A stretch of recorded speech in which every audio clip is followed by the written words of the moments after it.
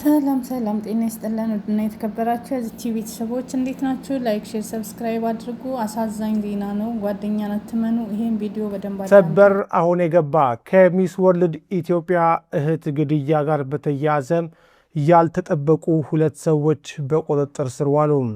ፎቶግራፋቸው ሁሉ ነገር እጃችን ገብቷል። ዝርዝሩን እንደሚከተለው አቀርብላችኋለሁ።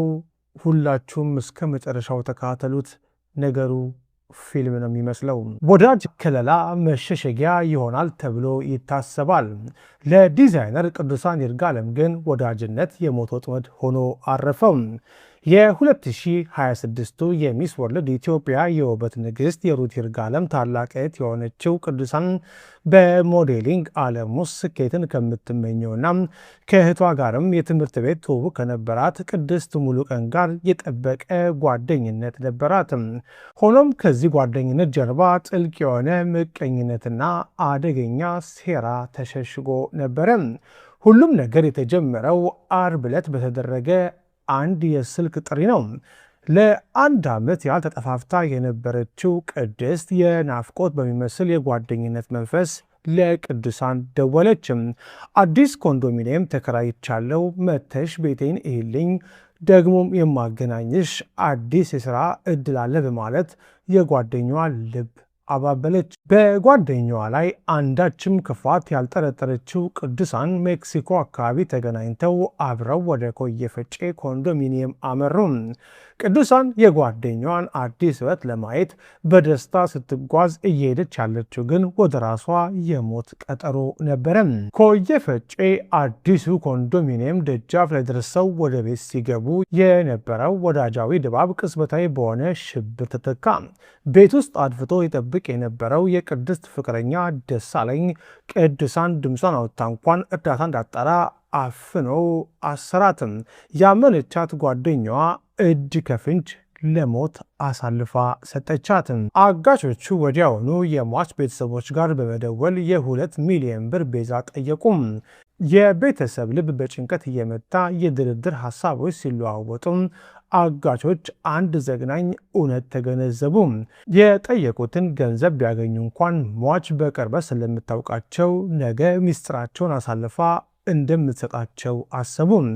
ፍርሃትና ምቀኝነት ያደነደነው ልባቸው እዚያው ዓርብ ዕለት ጭካኔ የተሞላበት ውሳኔ ላይ ደረሰ። የቅዱሳንን ሕይወት በአሰቃቂ ሁኔታ አጠፉ። አስክሬኗንም ማንም እንዳያገኘው በሚል እዛው አካባቢ በተከራዩበት ሌላ ተጨማሪ ኮንዶሚኒየም ውስጥ ደበቁት። ይሁን እንጂ የፈጸሙት ግፍ በጨለማ ሊቀበር አልቻለም። ፖሊስ ባደረገው አፋጣኝና የተቀናጀ ክትትል ዋነኛ ተጠርጣሪዋ ቅድስት አዲስ አበባ ከተማ ውስጥ ጎተራ አካባቢ በቁጥጥር ስር ዋለች። የወንጀሉ ተባባሪ ተብሎ የተጠረጠረው ደሳለኝ ደግሞ ሁኔታው ሲከፋበት ለማምለጥ ሞክሮ አዳማ ከተማ ውስጥ ተደብቆ እያለ በፖሊስ መረብ ውስጥ ወደቀ። በአጠቃላይ ከጉዳዩ ጋር በተያያዙ 8 ሰዎች ለታሰሩ ዘሀበሻ ሰምቷል። ዋነኛ ጠርጣሪዎቹም ወንጀሉን መፈጸማቸውን አምነው እንዴት እንዳከናወኑት በቦታው ተገኝተው ለፖሊስ አሳይተዋል ወይም መርተዋል። ይህ ክስተት የ2026ቷን የውበት ንግሥት ሩትን ብቻ ሳይሆን መላው ማህበረሰብ በሐዘንና በስጋት ውስጥ ጥሏል። ሩት በልብ ስብራት ከጠላቴ እኔ እጠነቀቃለሁ ከወዳጄ አንተ ጠብቀኝ ብላ ያሰፈረችው መልእክት የዚህን አሳዛኝ ግድያ ማጠቃለያ ይወክላል። ጠላት ፊቱን አውቆ ሲመጣ፣ ክህደት ግን በወዳጅ ፈገግታ ሰላም ጤና ይስጥልን ውዶች፣ እንዴት ናችሁ? እንደሰማችሁት እንግዲህ በጣም ያሳዝናል ማለት ነው። በአሁኑ ሰዓት ላይ ዘመዳችሁን ጓደኛችሁን እንዳታምኑ እንግዲህ ነይ ቤቴን ስራም አግኝቼልሻለሁ ብላ ጠርታ በገዛ ፍቅረኛዋ አሳግታ ስታበቃ ህይወቷን ነጠቀቻት። በጣም ያሳዝናል ማለት ነው። ይህን አክል ሰው ማመን ቀብሮ አለች ቀበሮ የተባለው እውነት ነው። እንደዚህ ነው። አያችሁ እንግዲህ ገዛ ጓደኛዋ ናት ይህን ጥቃት ያደረገችባት። በጣም በሚያሳዝን ሁኔታ ቅድስት ትባላለች። በፎቶ አስገባላችኋለሁ። ጓደኛዋ ይህን ነገር ያደረገችው በቁጥጥር ስር ውላለች። እንዲሁም ደግሞ በአሰቃቂ ሁኔታ እንዴት ህይወቷን እንደነጠቁ እሱንም መርተው አሳይተዋሉ።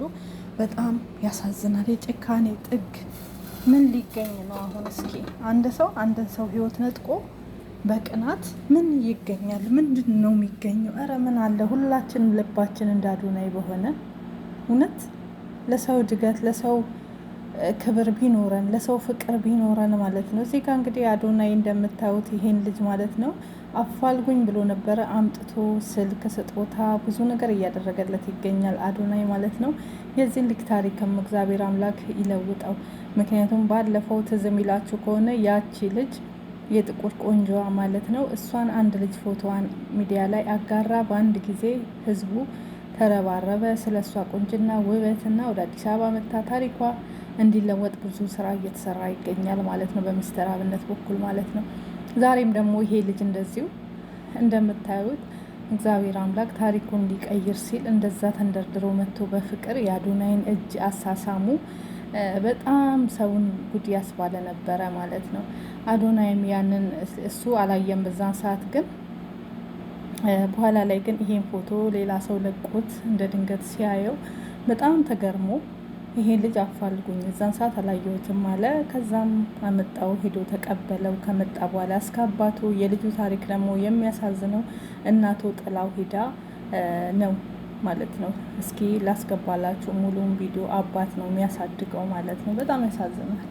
ከተማ ጉብኝት ወቅት በድንገት የተቀረጸ አንድ አጭር ቪዲዮ የብዙዎችን ልብ ማረከ። በቪዲዮ ላይ አንድ ትንሽ ህፃን የይዘት ፈጣሪውን አዶናይን አግኝቶ እጁን አጥብቆ ሲስመው ይታያል። አዶናይ በወቅቱ ባያስተውለውም በሌላ ሰው ተቀርጾ የማህበራዊ ሚዲያ መነጋገሪያ የሆነው ይህ የፍቅር ምስል ዛሬ ትልቅ ተአምር ይዞ መጥቷል። ይኸው ቀኑ ደርሶ አዶናይ ያንን ህፃን ከአባቱ ጋር ወደ አዲስ አበባ አስመጥቷቸዋል። የዚህ ህፃንና አባት ህይወት ግን ከጀርባው ሌላ ልብ የሚነካ ታሪክ አለው። በሚያሳዝን ሁኔታ እንግዲህ የህፃኑ እናት በ2 ዓመቱ ጥላው እሱን ከወለደች በኋላ ጥላው ትጠፋለች። አባት ብቻውን ልጁን እያሳደገ እንደሆነ ነው የተነገረው ማለት ነው። አባትም አለመታገት እንግዲህ ቀን ስራም እየሰራ ምንም እያለ ይሄን አንድ ልጁን እየተንከባከበ ይገኛል። ይህን ታሪክ ከሰማ በኋላ አዶናይም ልቡ ተነክቶ የተለያየ ነገር እንዲሁም ቲክቶክ እንደሚያስጀምረው ስልክም ገዛለት፣ ልብስ ለሱም ለአባቱም ጸጉራቸውን የተለያየ ነገሮች እያደረገ እንዲሁም ከነዚህ ልጆቹ ጋር ወስዶ አዶናይ አስተዋወቀው። እነዚህ ልጆቼ ናቸው እያለ ነው ያስተዋወቀው።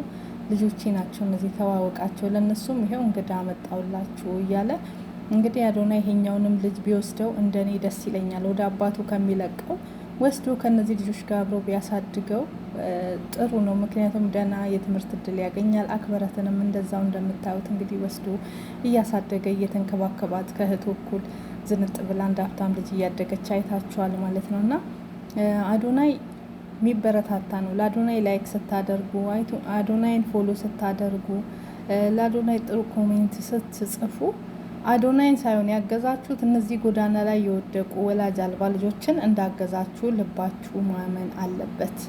ለአዶናይ ድጋፍ የሚደረገው ነገር ሁሉ ለአዶናይ ሳይሆን ለእነዚህ ልጆች ነው። እንደዚህ ወዳደቁትን ብዙ መልካም ስራዎች የሚሰራውን አዶናይን ሁላችንም እናበረታታው፣ ከሱ ጎን እንሆን ማለት ነው። ምክንያቱም እንደዚህ መልካም ሰዎች ማበረታታ